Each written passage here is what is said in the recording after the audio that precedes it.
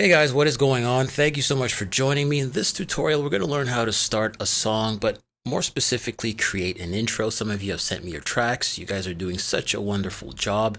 And I think two of you have asked me for tips on how you can create different intros than the standard stuff you have going on. So this is a nice little way of going about it. Let me play the track here and then we can get started.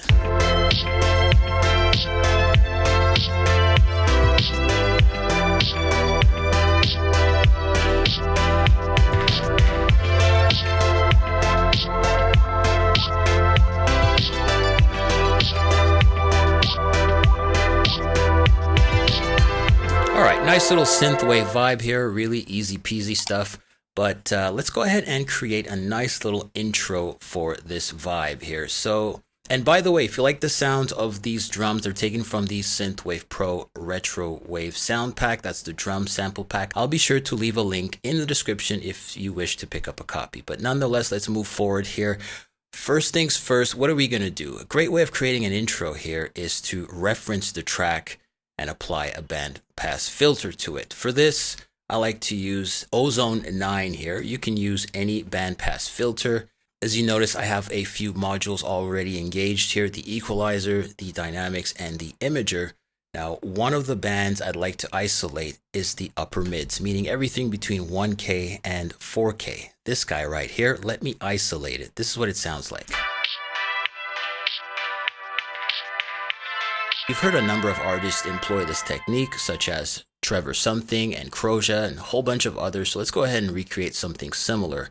This is the band I'm going to isolate. I've set it to solo mode here. And with that said, let's go ahead and create an audio channel, set the input to be resampling, arm the track. And before recording, there's a few things I don't want referenced in that recording. That would be the melody here. So I'm going to mute this, and the plucks that make an appearance as of bar 33, and these tom hits. We don't really need them, all right? Now that we've isolated that, let's go ahead and record.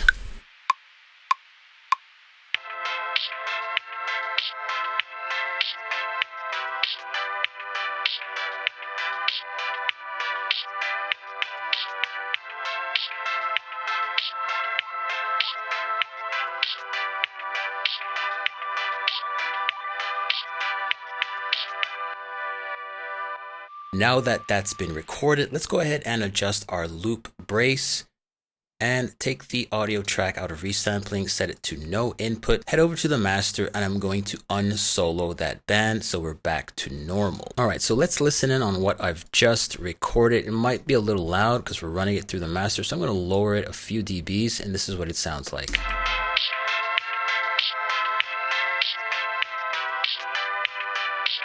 Pretty straightforward. I'm not going to play the entire thing, but now what we want to do is use this material, either this one or this one. I think there are some slight differences, and see if we can use this as a nice intro to this track here. So let's see what this sounds like.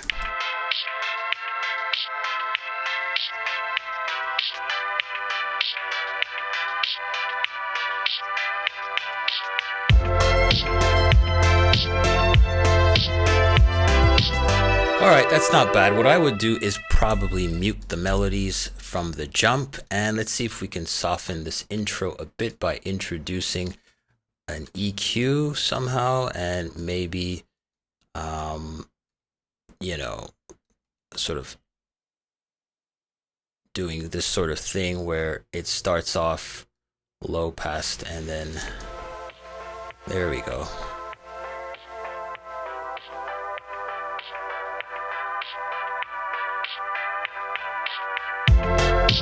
All right, that's not bad. Let's use some of the elements we have in the track, notably these tom hits, see if they fit. I think we can turn up the volume a bit.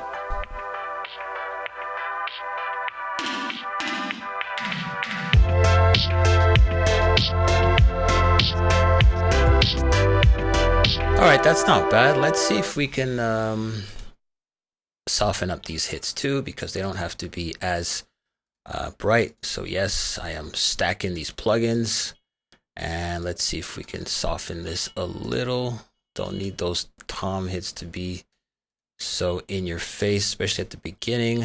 Let's see what this sounds like.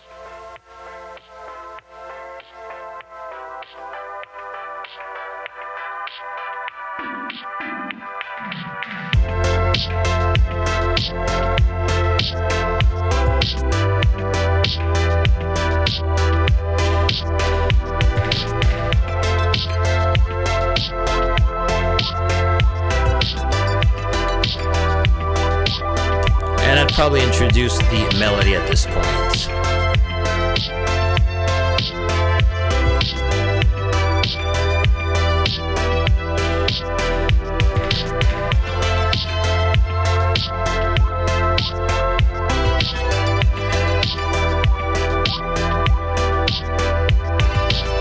Alright, there's a lot of fancy things you can do with this, but I'm going to leave it like this just to get you guys to think outside the box and utilize some of the material that's already on your canvas as a way to create introductions and transitions. This also works for a number of transitions throughout the piece.